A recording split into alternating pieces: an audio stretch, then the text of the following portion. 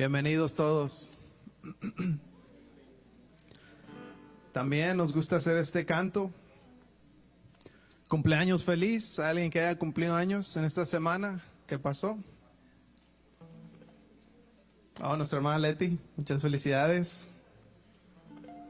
¿Alguien más? Bueno, mi papá también, pero está muy lejos, está en México, así es que no le tocó que le cantáramos hoy. Bueno, vamos a entonar este canto para todos los cumpleañeros. Muchas felicidades, cumpleaños feliz.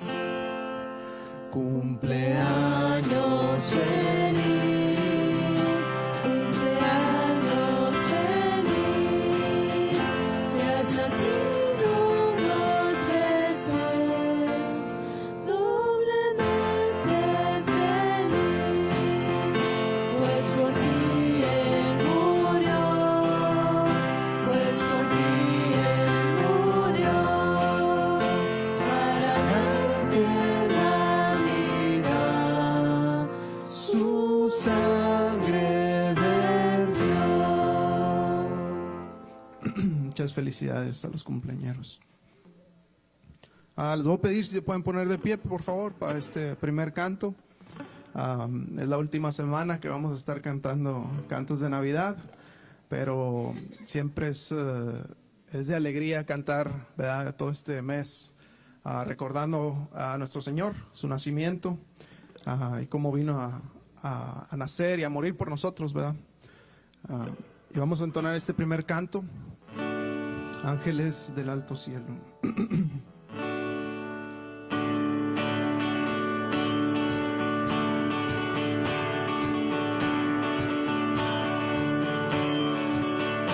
ángeles del alto cielo descendieron a anunciar este mundo el consuelo, en Belén se adoremos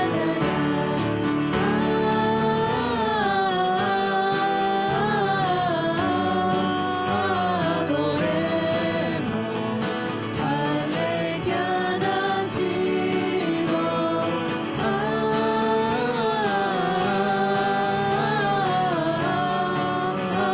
adoremos, Rey del mundo es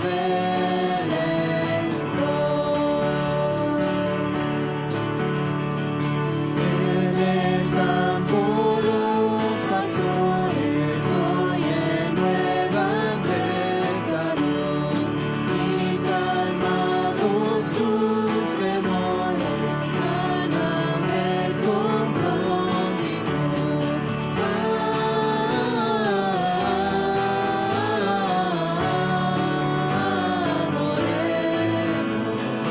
al Rey que ha nacido,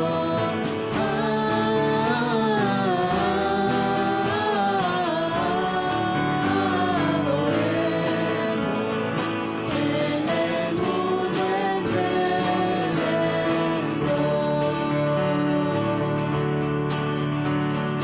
Y nosotros quedaremos, que traeremos al Señor nuestra vida, Él debemos, Él merece nuestro amor.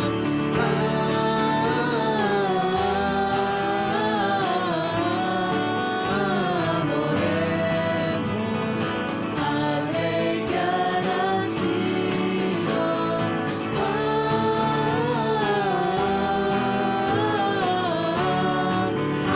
adoremos, el del mundo es redentor. Amén. ¿Pueden tomar asiento, hermanos?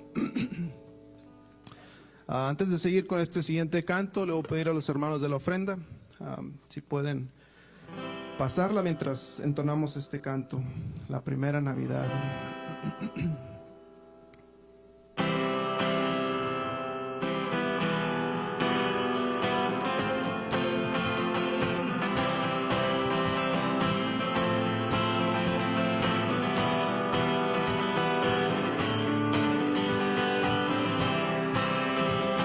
primera Navidad, un coro se oyó a humildes pastores del cielo cantó y un ángel les habló rodeado de luz, anunciando la natividad de Jesús.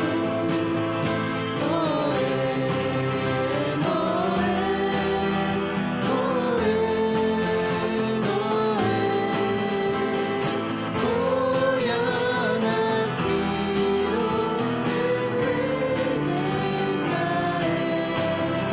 Noé, Noé, Noé, hoy ha nacido el Rey de Israel. Amén. Ahora sí, le voy a pedir a los niños que se hayan aprendido su verso. Me comunicaron que es de hace 2 semanas, así es que los que se recuerden o lo han estudiado, si pueden pasar acá enfrente, lo pueden decir. Uno. Ok, uno. Santi. Gracias a todos porque en la voluntad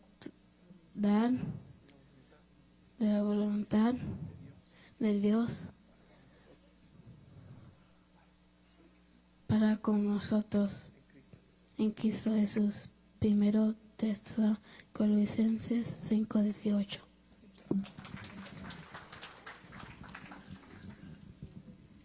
Ok, lo vamos a decir todos juntos. Dice, dad gracias en todo, porque esta es la voluntad de Dios para con vosotros en Cristo Jesús. Primera de Tesalonicenses 5:18. Amén. Sí, vamos a seguir con este siguiente canto.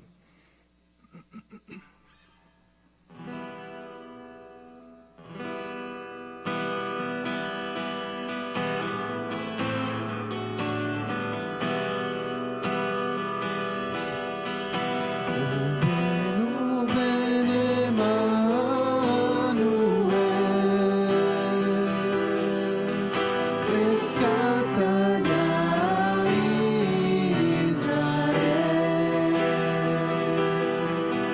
que llora en su desolación,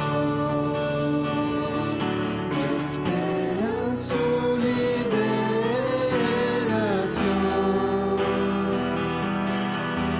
Vendrá, vendrá, Rey Emmanuel, alégrate hoy Israel.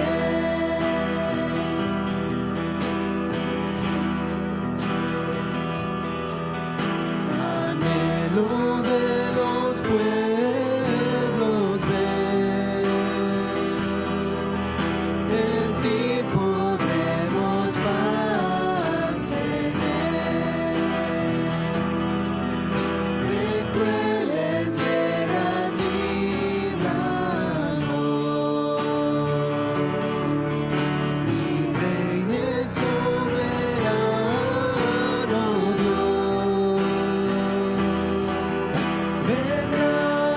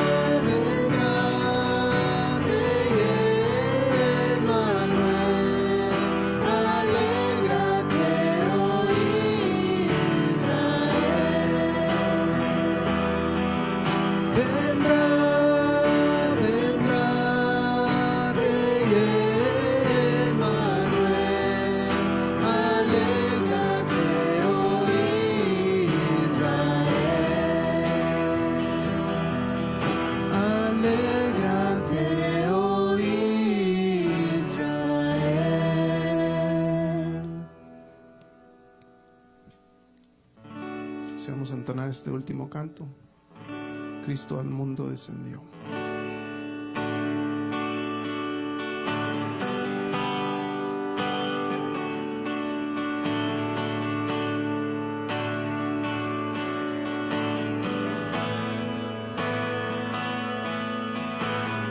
Cristo al mundo descendió, cuán grande fue su amor.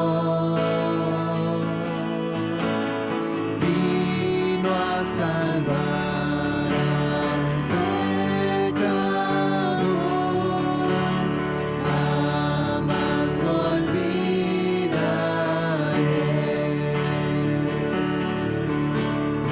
En Betlehem por mí nació, en Golgota por mí murió. Oh, cuánto amor así mostró, jamás lo olvidaré.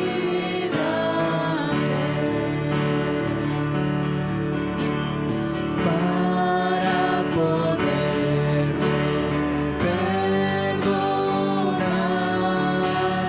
y darme libertad, sufrió la cruz en mi lugar, jamás lo olvidaré.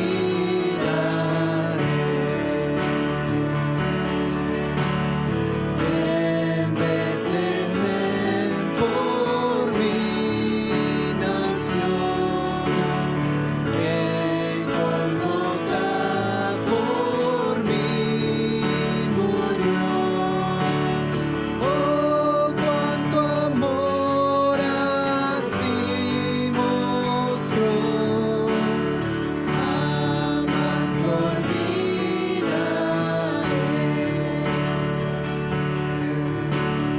Cristo por gracia me salvó, su amor me conquistó. Gozo por el don de perdón, jamás lo olvidaré.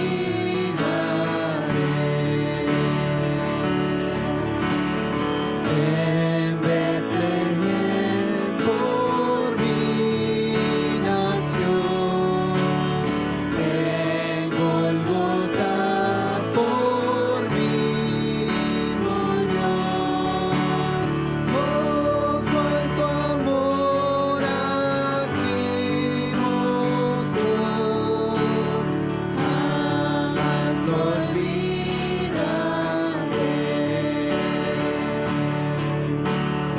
En Betlehem por mí nació, en Golgota por mí murió.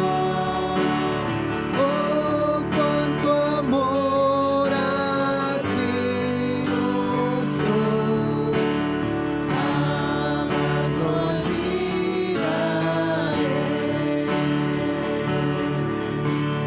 Jamás lo olvidaré.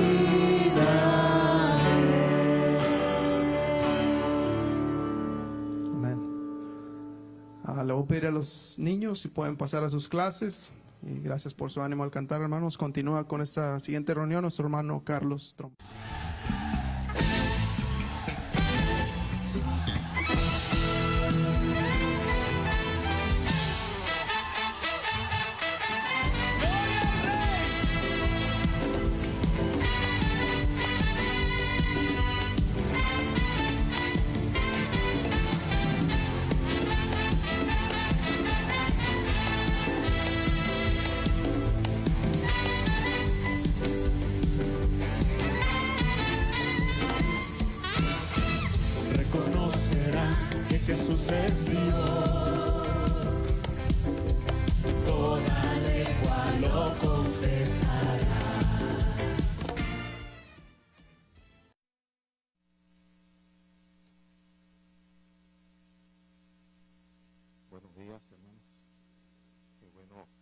recordemos tener ahora el estudio de la palabra del Señor, que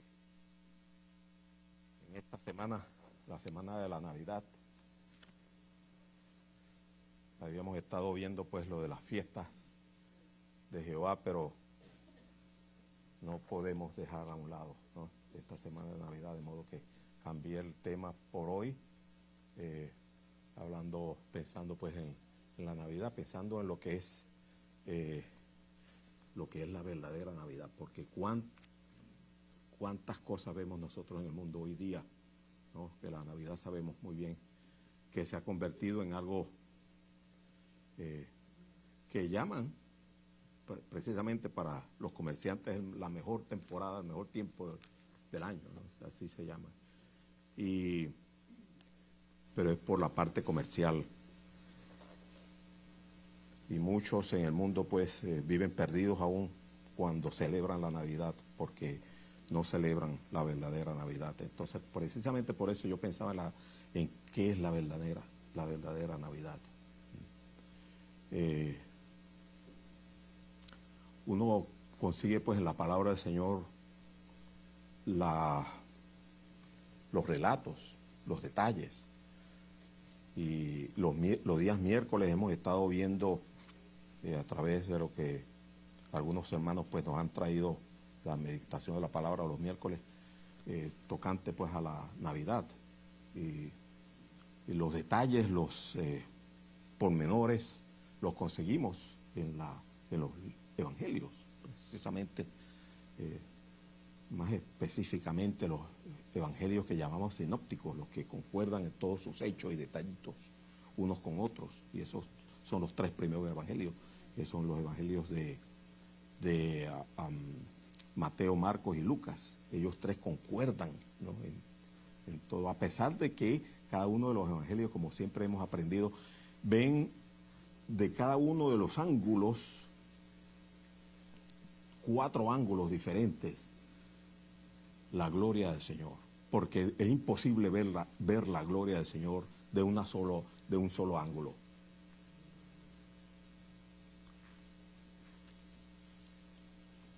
Pero pensando en esto, sentí pues que sería interesante ver lo que es la Navidad desde el punto de vista del cuarto evangelio. Un evangelio que sabemos que ve las cosas desde otro punto de vista, de un punto de vista como desde más arriba, ¿no? Porque precisamente el evangelio de Juan es el evangelio del águila, ¿no? Cuando hablamos de los 4 seres vivientes, el león, ¿no?, el buey,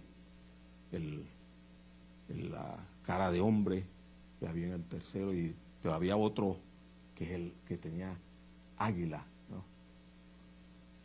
Los 4 seres vivientes, y el evangelio de Juan es ese, el evangelio que ve a Cristo como que desde más arriba. Y por eso es que cuando uno ve a Cristo en el evangelio de Juan, uno como que lo ve de una perspectiva más alta, y uno consigue ahí una palabra que no se consigue en los otros evangelios. Por eso, hablando de la Navidad, y aquí tenemos el cuadro pues representativo, no sabemos en verdad, siempre se pinta muy bonito, ¿no?, a veces con artistas de Renacimiento italiano y todo eso, y se pinta a la Virgen como que si fuera una italiana, ¿no? Y esa es la figura que hay, aún hasta del mismo Cristo, ¿no?, una figura perfilada. Por eso tenemos que tener mucho cuidado, ¿no?, con las imágenes, porque ahí ya está la influencia del pintor o del escultor, dependiendo de la época. Y sabemos pues que los judíos no se parecen a los italianos, ¿no?, de modo que hay que tener mucho cuidado con estas imágenes que a veces nos hacemos. Pues las imágenes las ponemos ¿por qué ponemos así esas imágenes? ¿Para qué? Porque hay mucha gente que ve a través de las imágenes, capta más, ¿no? Es interesante por eso. Pero tenemos que tener siempre cuidado, ¿no? con las imágenes. Entonces, hablando de la verdadera Navidad, pues ahí tenemos, ¿no?, cómo comienza el Evangelio de San Juan. Aquel discípulo amado de Cristo, aquel que estaba ahí siempre al lado de él, aquel que pudo escuchar con su oído, al recostarse a un lado, probablemente el pulso del corazón del Señor. Aquel a quien el Señor tal vez aparte le habló cosas inefables que no se las reveló a otros. Y por eso es que conseguimos esta palabra aquí, ¿no? Y que el Espíritu Santo pues la ha puesto ahí para nuestro gozo, para entender un poquito más ese que nació en Belén.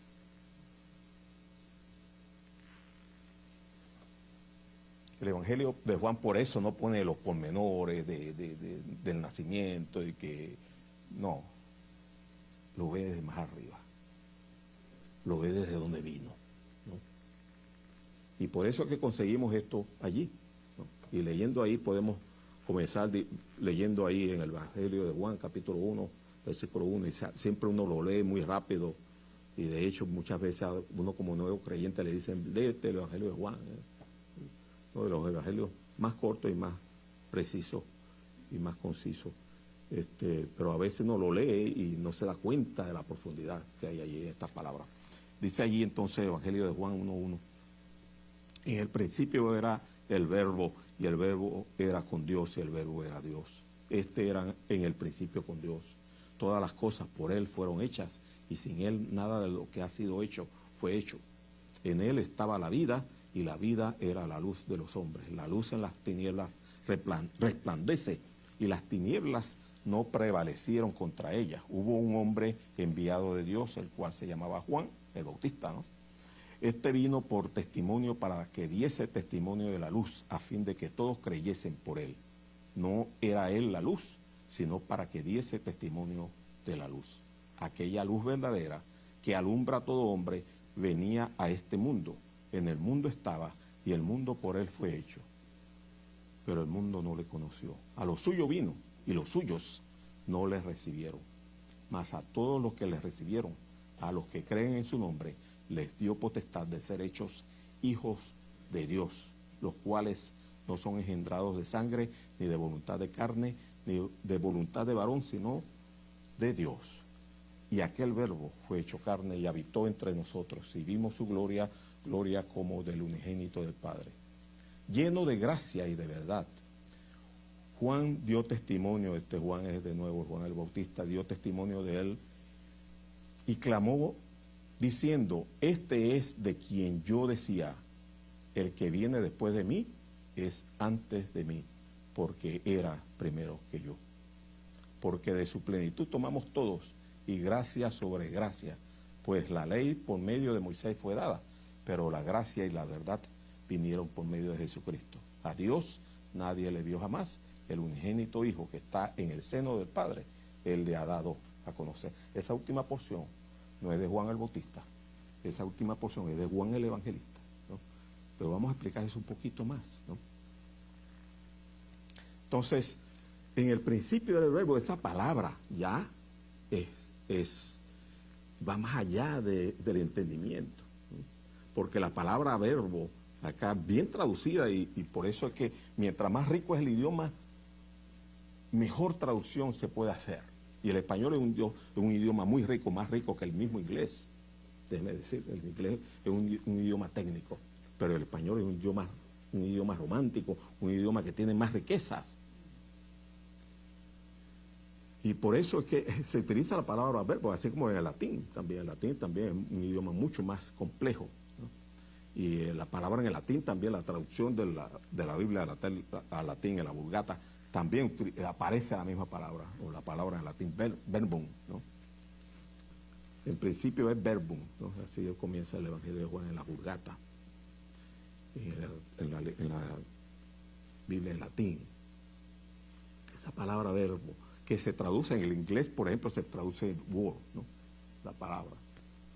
pero más que una palabra, es algo aún más, es una palabra que encierra, una palabra activa, una palabra que da acción, una palabra. Por eso es que el verbo, sabemos nosotros que siempre le enseñan a uno, en mis tiempos cuando yo era pequeño y estaba estudiando, el verbo era la parte activa, ¿no?, de la oración, de lo que dice que actividad se está haciendo, qué acción hace el sujeto, ¿no?, el verbo.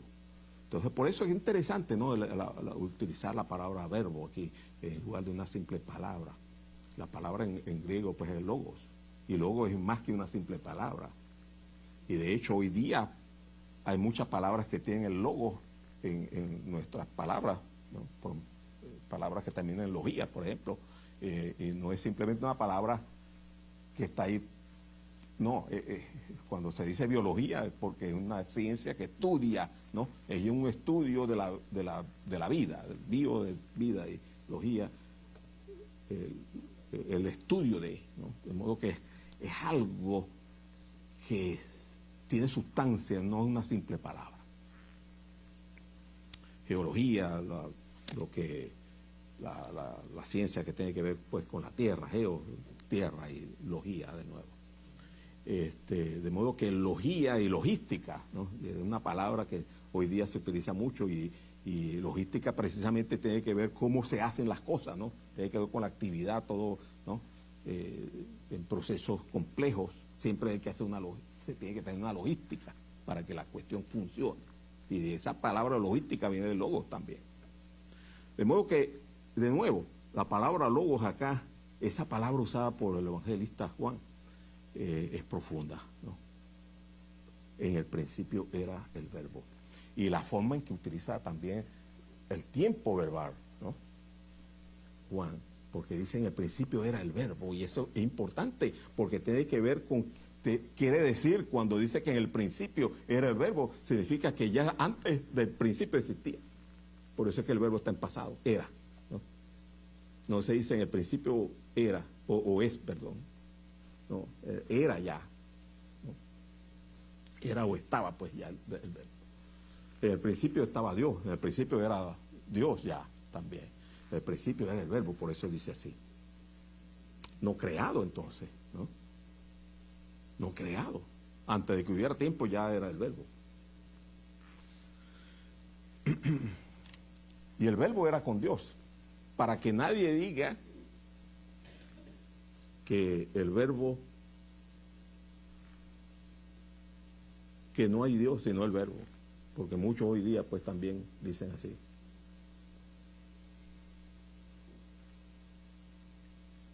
Hoy día pues se complica, se confunde, hay confusión, y muchos que ya se llaman unicitarios, ¿no?, empiezan a decir que el verbo pues era el único.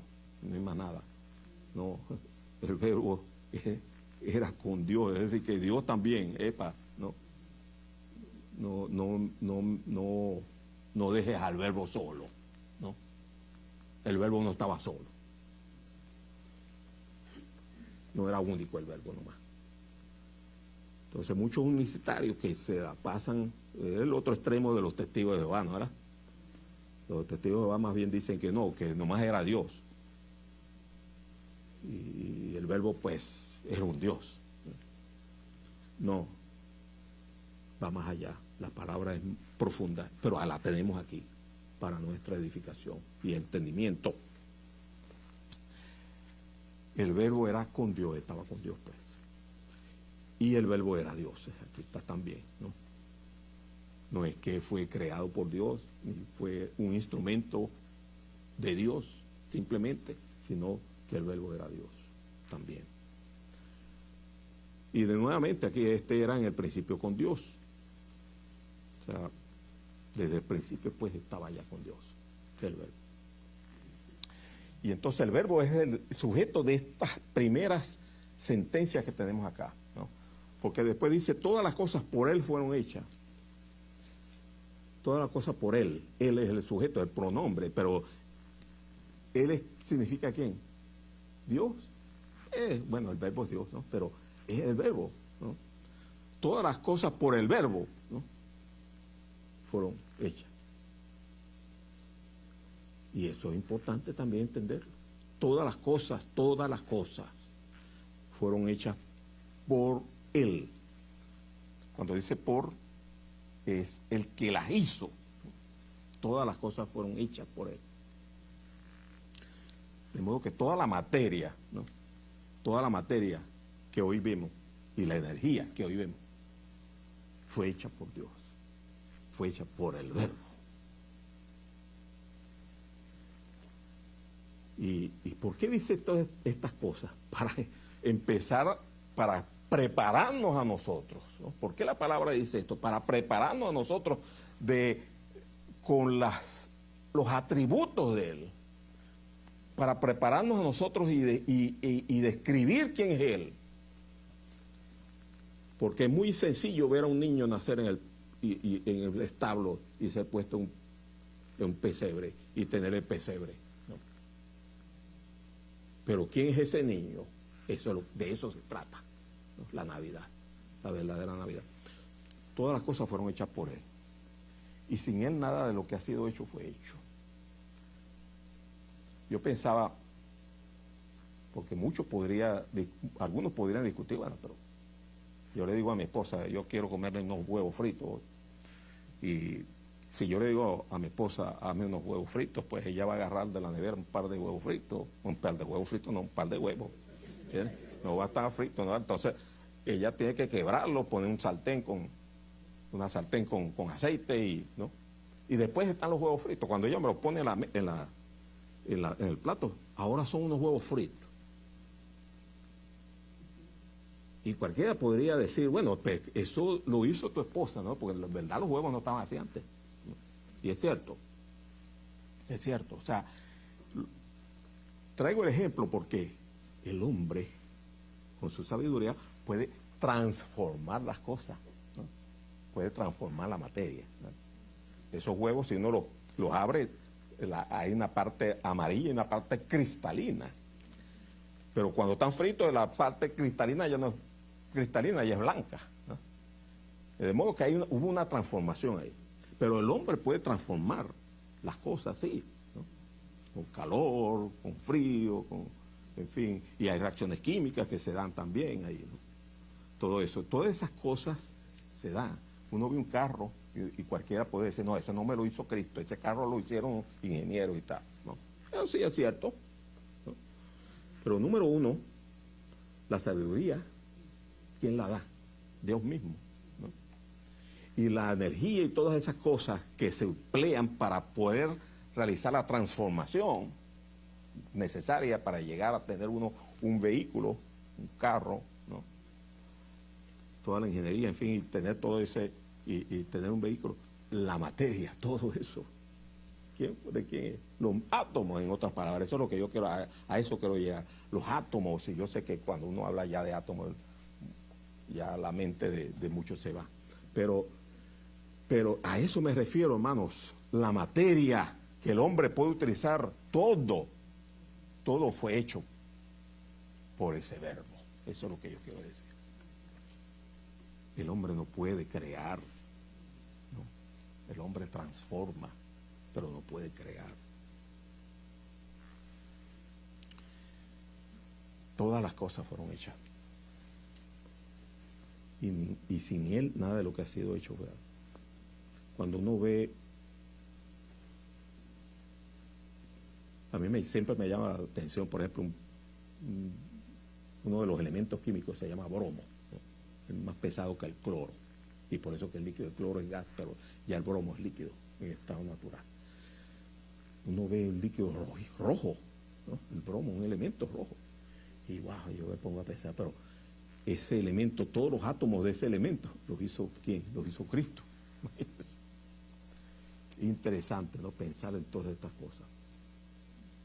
Y por supuesto vienen todos los científicos y uno se toma una medicina, un bromuro de silicio y lo que sea, y uno se lo toma para poder relajar los músculos y lo que sea, ¿no? Por alguna enfermedad que no tenga. Todas esas son transformaciones, pero los átomos y las moléculas, todas esas cosas están ahí porque el Señor las hizo. Todas las cosas por Él fueron hechas. Y sin Él, nada de lo que ha sido hecho fue hecho. Cuando uno ve algo, cuando uno toca pedazo de madera, aún algo de plástico, ¿no? Que uno puede decir, eso no existía, el plástico no existía cuando Cristo. Sí, pero ahí están las moléculas de carbono, ¿no verdad? Los átomos de carbono están ahí, de hidrógeno, los hidrocarburos de lo que están hechos, eso estaba hecho ya, ¿no? El hombre simplemente ha transformado las cosas. Esa materia estaba hecha.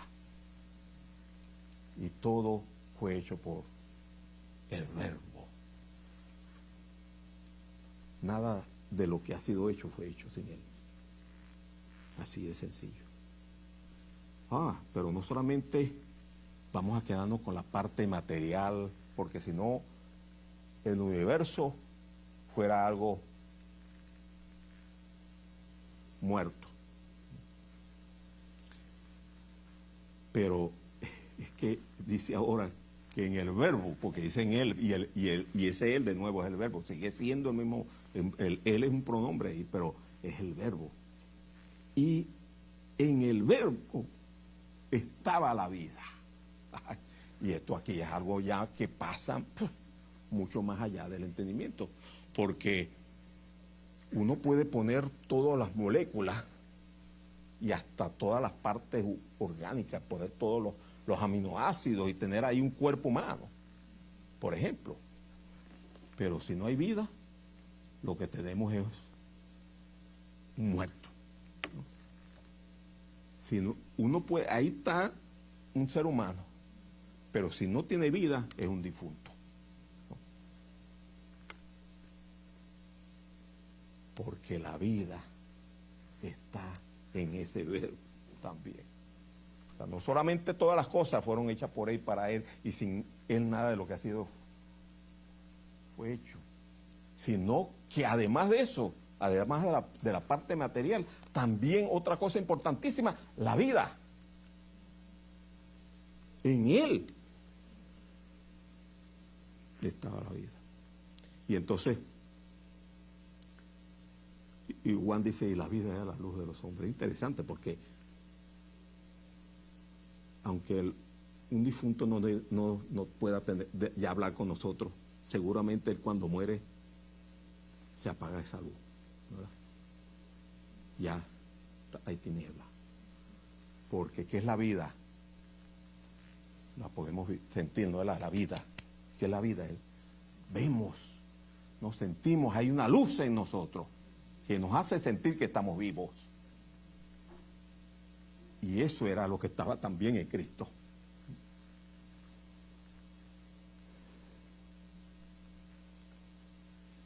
En él estaba la vida, y la vida era la luz de los hombres. Cuando dice los hombres, por supuesto, no solamente los hombres, las mujeres también, de la humanidad. La luz en las tinieblas resplandece. Ahora viene con una alegoría, podemos decir así. Es algo que se entiende. Nosotros sabemos que si entramos en un cuarto y encendemos la luz, ese cuarto antes estaba oscuro, pero ahora hay luz, y ahora las tinieblas se van cuando se enciende la luz. Pero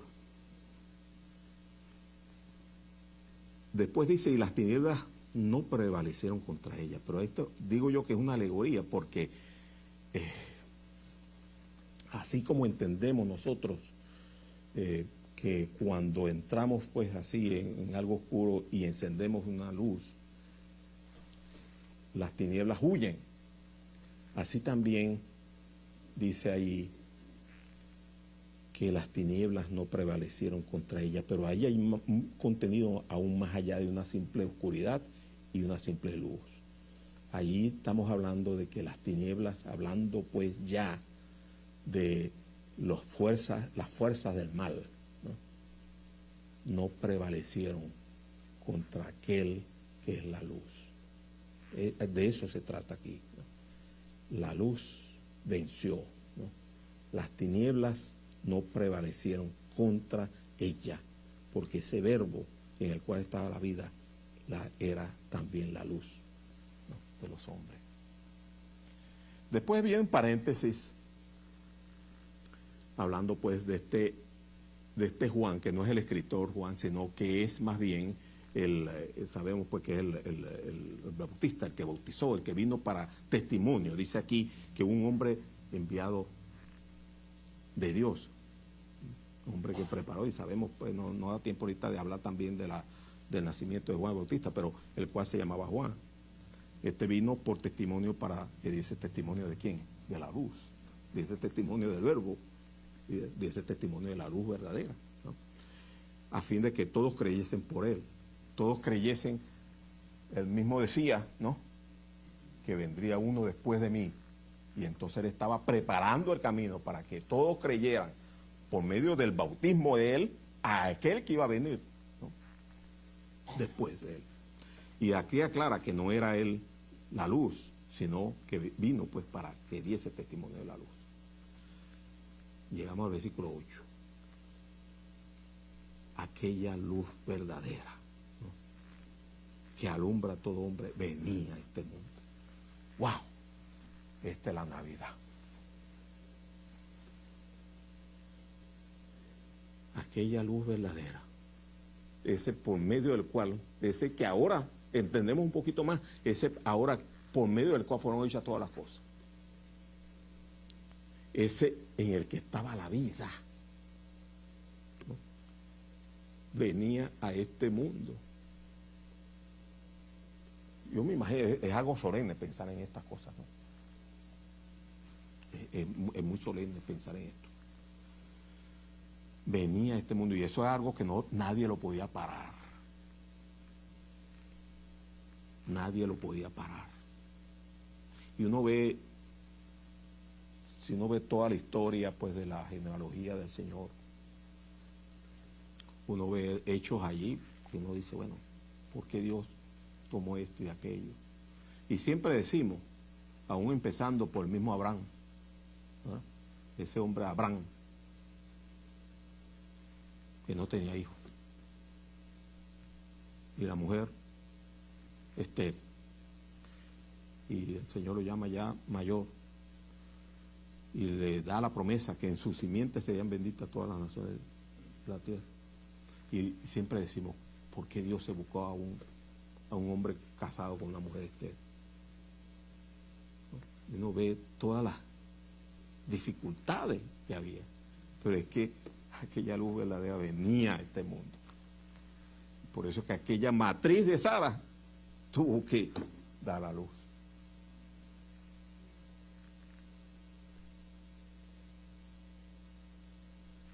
Porque aquella luz verdadera que alumbra a todo el mundo venía a este mundo, tenía que venir. Porque todas las cosas por medio de él fueron hechas. De modo que la naturaleza tiene que responder ¿a qué? A la voluntad de aquel que hizo todas las cosas. Y uno ve, pues, no da tiempo, ¿no?, para hablar de todas las vicisitudes, todas las cosas, hasta llegar, pues, a María. No da tiempo, ¿no?, para explicar cómo aquella palabra que dijo Dios mismo a la serpiente en el Edén, cuando le dijo, pondré enemistad entre ti y la mujer, y entre tu simiente y la simiente suya. Porque tenía que nacer, porque aquella luz verdadera venía a este mundo. Y en el cumplimiento del tiempo, ¿no?, Dios envió a su Hijo para que naciese de mujer, nacido bajo la ley, nacido de mujer.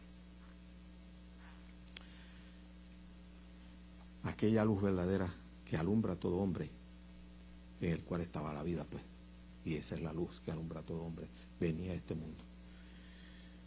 Después salta hasta el punto en que ya vino, ¿no? Y entonces dice, en el mundo estaba, y el mundo por él fue hecho.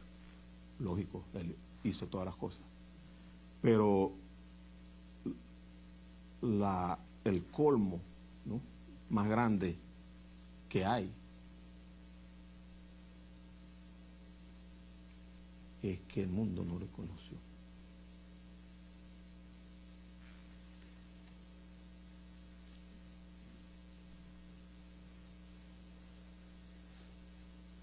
Y cuando dice el mundo, no está hablando de las cosas inmateriales, no está hablando de que el Océano Pacífico no conoció, no, ni que el Monte Everest no conoció, no, está hablando de lo que, de los seres humanos en el mundo. El mundo no reconoció, el mundo por él fue hecho, pero el mundo no reconoció. En el mundo estaba, y el mundo por él fue hecho, pero el mundo no reconoció. A lo suyo vino, y cuando dice a lo suyo, ¿por qué? Porque era de él, ¿no? El que hace todas las cosas son de él, por medio de él y para él. De modo que cuando dice a lo suyo, está claro que él vino a lo que era de él. Pero los suyos, ¿no? Dice ahí, y los suyos no les recibieron. Cuando dice los suyos, pues está hablando de el pueblo, de los que forman parte del pueblo que era de él, el pueblo que él mismo había elegido, y uno aquí entiende pues el pueblo de Israel. Los suyos no los recibieron. Y hay una gran esperanza, pues, porque aquí dice más. No todos les rechazaron, más a todos los que les recibieron les dio potestad de ser hechos hijos de Dios. Y siempre viene el pensamiento, pues, en la cena del Señor, que como hoy, pues, estamos lejos, y Dios en el Señor, pues, nos hizo cercanos, y aún más que cercanos, Dios nos hizo sus hijos. Y por eso es que aquí dice así, le dio potestad de ser hecho hijo de Dios. Pero, y uno lo dice tan sencillo, ¿no? Y wow, y uno dice, bueno, pero tan fácil. Más a todos los que le recibieron le dio, los que creen en su nombre le dio potestad de ser hecho hijo de Dios.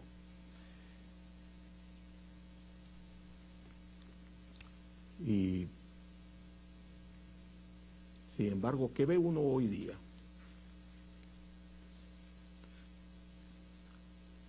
Uno ve hoy día todavía ese rechazo, pues, ese desconocimiento.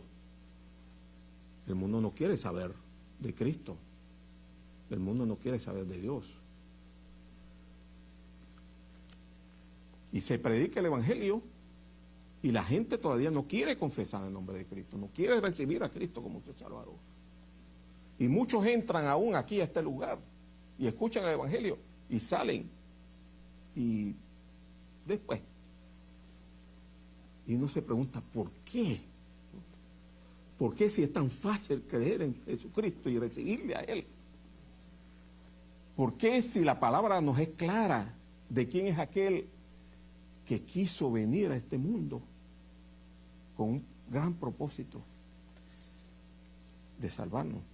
¿Por qué no se cree? ¿Por qué no se recibe? ¿Por qué no lo recibe? Cuando aquí sencillamente dice, más a todos los que le recibieron, a los que creen en su nombre, les dio potestad de ser hechos hijos de Dios.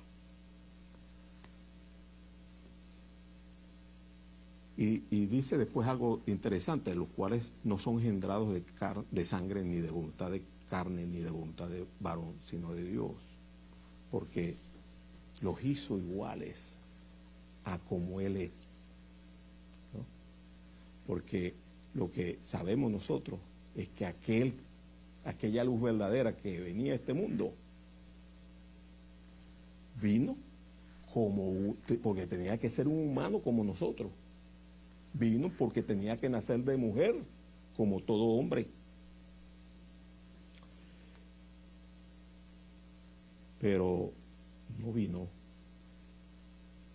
engendrado de sangre. No vino engendrado por voluntad de carne. No vino engendrado en el vientre de aquella mujer por voluntad de varón, sino que vino engendrado por voluntad de Dios. Así también son aquellos que son hechos hijos de Dios al recibir al verbo de Dios. Porque déjeme decirle, yo quiero mucho a mi padre, ¿no? ya ellos están con el Señor. No, siempre cuando pienso, cuando era yo un niño, me recuerdo de mis padres, siempre, y saber pues que ya no están conmigo, que no están en este mundo y no los puedo ver, da tristeza, ¿no?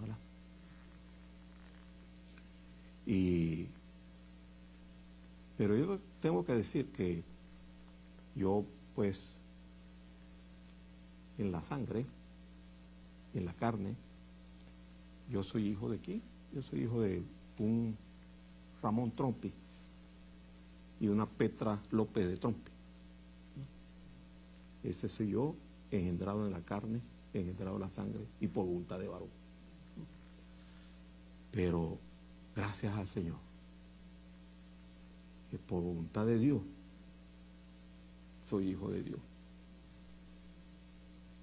Yo no quiero echar por tierra, ¿no?, la memoria de mis padres, ¿no? Pero gracias al Señor que por la voluntad de Dios soy hijo de Dios.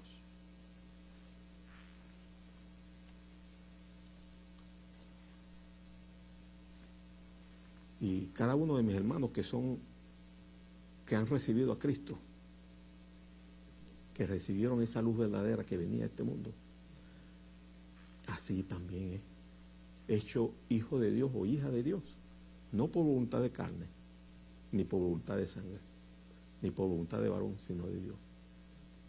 Porque la fe viene por el oír, y el oír por la palabra de Dios. Y si alguien se convierte al cristianismo porque el pastor aquí le obliga a estar en la iglesia y a creer en Jesucristo, obligado, sigue siendo hijo por voluntad de carne y de sangre, pero no de Dios.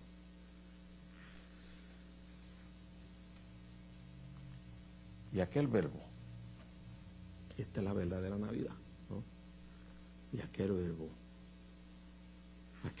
aquel que se habla allí en el capítulo 1, versículo 2, ese verbo, ¿no?, el que era con Dios, que era Dios, aquel verbo fue hecho carne. Eso es algo que trasciende más allá del entendimiento de cualquier persona. Porque ¿cómo es posible que eso sea así? ¿Cómo es posible que el creador de todas las cosas se haya hecho un bebé ahí?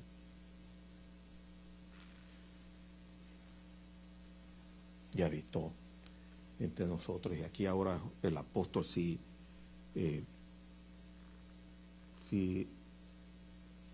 echa para afuera todo lo que estaba en su corazón por la guía del Espíritu Santo, ¿no? Habitó entre nosotros. Y abre un paréntesis. A mí me gusta leer siempre el versículo 14,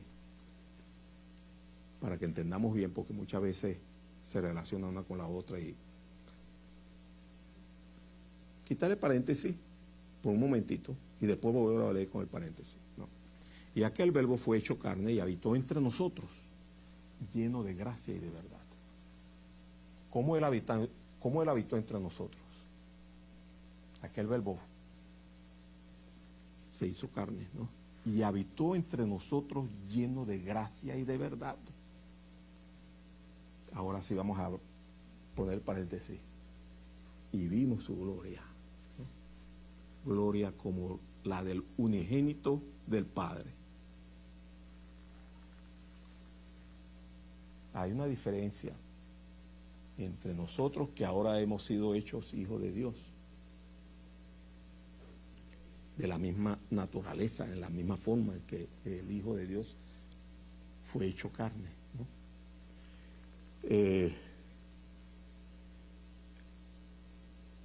Porque nosotros somos adoptados en Cristo Jesús.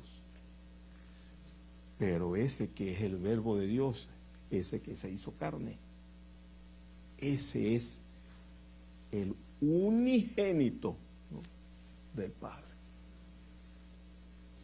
Yo tengo mucho temor, hermano, porque muchos por ahí se llenan la boca y decir, el Señor Jesucristo es mi hermano ahora. mucho cuidado. Yo no digo que no somos hijos de Dios, somos hijos de Dios, ¿no? Y por eso para nosotros es un privilegio llamar a Dios Padre. Y a mí me gusta cuando yo oro comenzar con esa palabra. Porque cuando uno dice Padre o papá, pues yo tengo confianza con aquel que yo estoy hablando, ¿no? Inclusive no le digo usted, sino que le digo tú. Porque cuando uno dice usted al papá, hay como una pared ahí, ¿no? Pero cuando yo le digo papá, tú me quieres dar esto, entonces ahí estamos las cosas un poquito más en confianza. Pero no quiero decir con esto, hermanos, que cambiemos la forma de orar cada quien, ¿no? Pero decía que ni aún el apóstol Santiago en su carta, cuando él comienza, que sabemos que él es medio hermano de Jesús, no dijo ni él ni Judas, ¿no? Que también era medio hermano de Jesús. Ninguno de los dos, cuando comienza sus cartas, comienza diciendo Santiago, por ejemplo, Santiago hijo, él dice así, Santiago, él no dice hermano de Jesucristo. No, ese título queda muy largo y muy grande, ¿no? Santiago, hermano de Jesucristo, ¿no? Hermano, él bien podría hacerlo. Algunos de los apóstoles, si tenía el derecho de decirlo, era Santiago y Judas. Algunos de los discípulos que podían decir eso eran ellos. Y sin embargo, Santiago, cuando escribe la carta, dice Santiago, siervo de Jesucristo. No dice hermano, ¿verdad? Porque reconoce quién es aquel. Que a pesar de que su mamá fue la madre de él, sabe quién era aquel que nació del vientre de su mamá, ¿no? Por eso tengamos cuidado, ¿no? Yo digo esto porque a veces, hermano, Jesucristo es nuestro hermano mayor. Mucho cuidado ahí, ¿no? Porque Él es el unigénito del Padre. El unigénito del Padre. Que nosotros somos hijos del Padre también, pero adoptados en Cristo.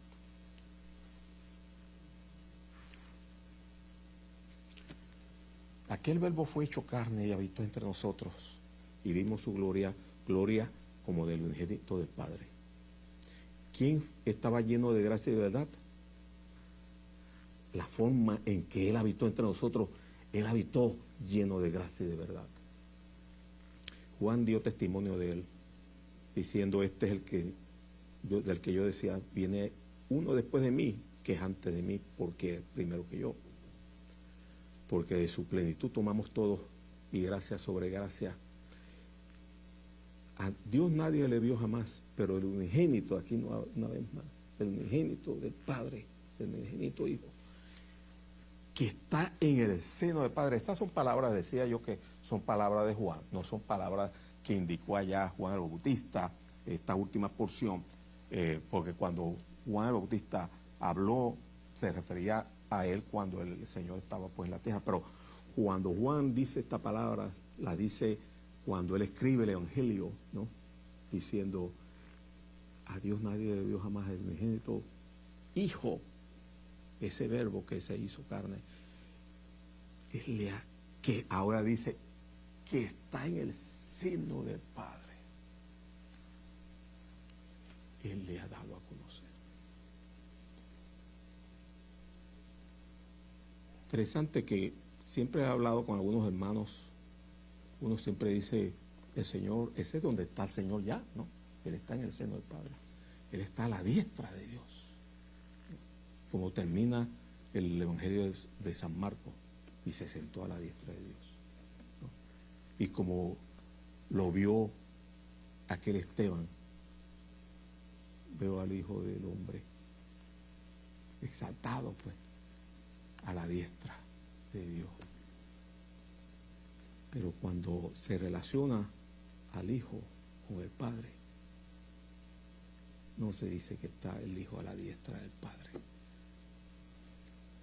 Si uno busca en la Biblia, no hay una parte que diga que el Hijo está a la diestra del Padre. El Señor Jesucristo, el Hijo de Dios, está a la diestra de Dios, pero está en el seno del Padre. Porque la comunión entre el Padre y el Hijo es mucha. De modo tal que cuando Juan, el mismo Juan que escribe el Evangelio, ve al Señor ahí en capítulo 5, el trono, ¿no?, donde estaba uno sentado,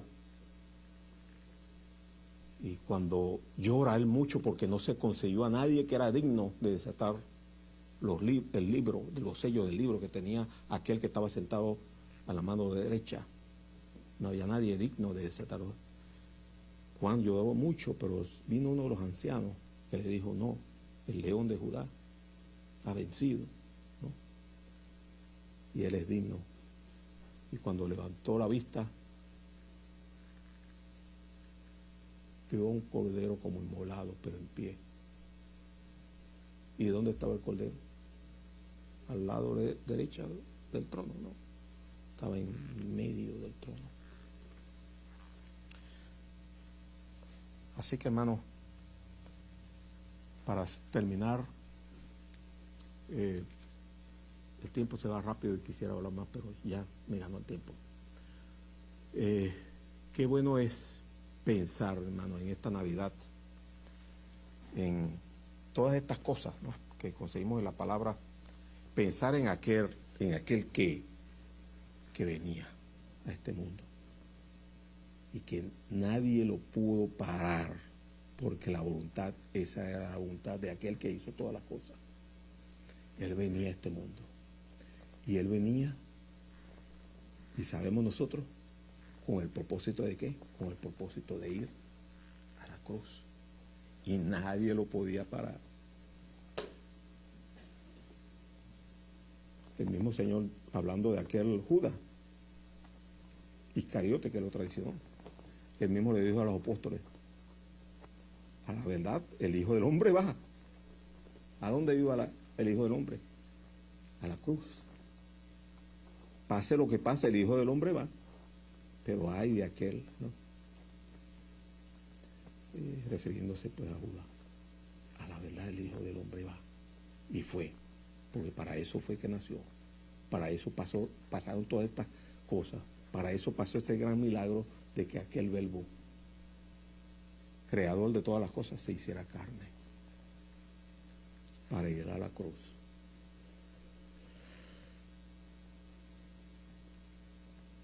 Que en esta Navidad pensemos en esto, ¿no?, en aquel que es la luz verdadera que alumbra a todo hombre, que venía a este mundo para después ir a la cruz y para demostrar que en él estaba la vida, porque después de haber muerto, él se levantó de entre los muertos y vive, como dice la palabra, en el poder de una vida indestructible. Ese cuerpo de aquel niño que nació de María, que era el Verbo de Dios, el eterno Hijo del Padre, el unigénito Hijo de Dios, el unigénito del Padre, ese que nació allí, ese murió, pero resucitó y vive por nosotros para siempre.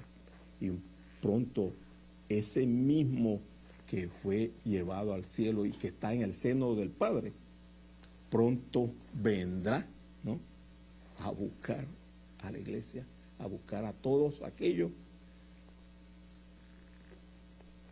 que les recibieron. ¿Quieres tú recibir a Cristo en esta mañana? Sería la mejor Navidad, ¿no? Cristo, cuando uno cree en Él, por el poder del Espíritu Santo, viene a morar la esencia de ese Cristo en el corazón de cada uno de nosotros. Y esa viene a ser, pues, la verdadera Navidad para todo aquel que cree. que Cristo nació en nuestro corazón. Y ojalá tú puedas también recibirle a Él para que tengas a Cristo en tu corazón también.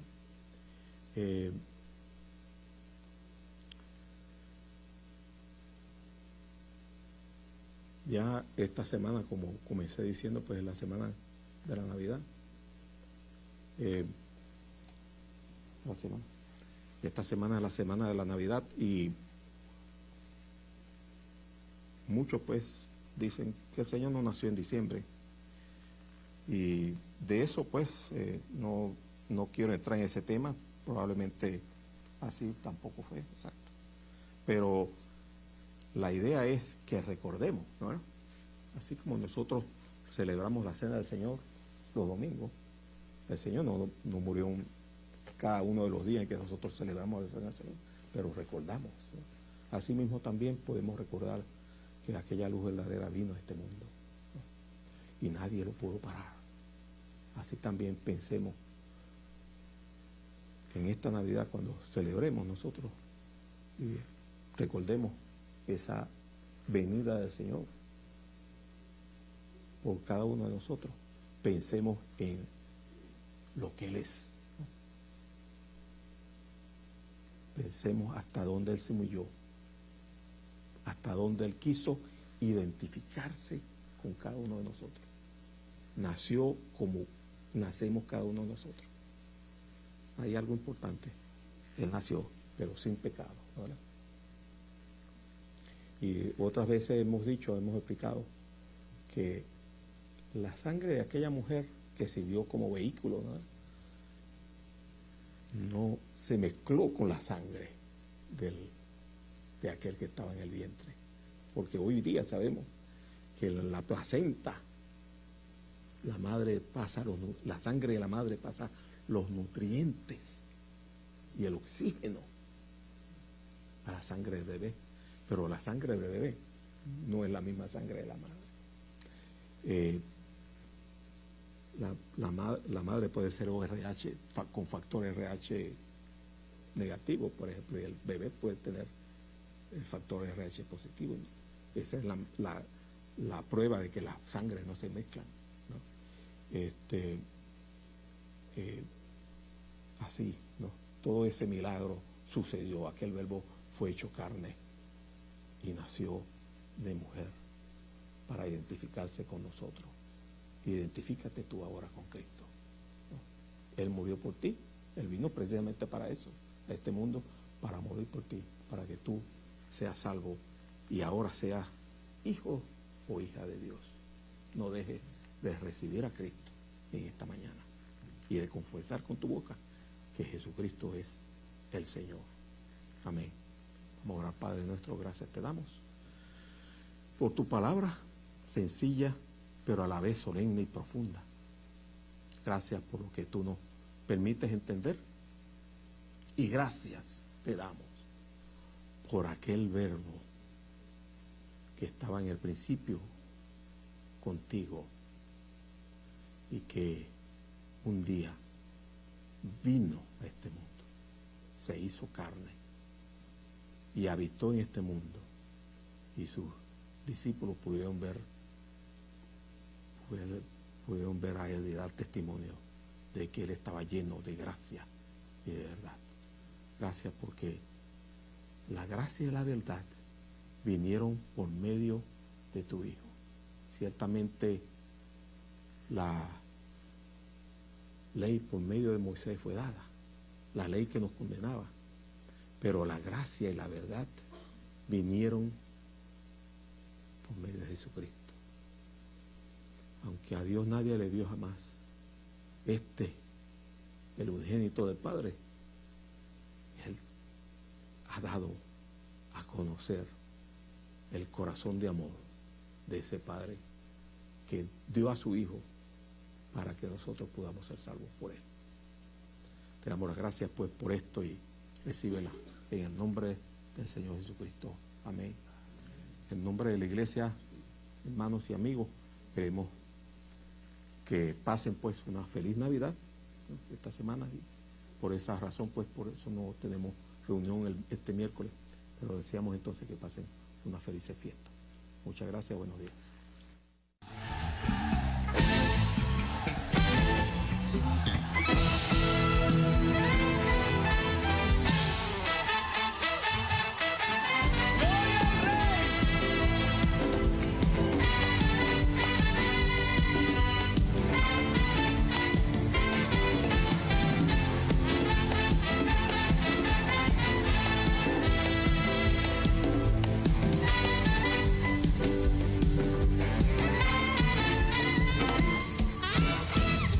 Reconocerán que Jesús es Dios.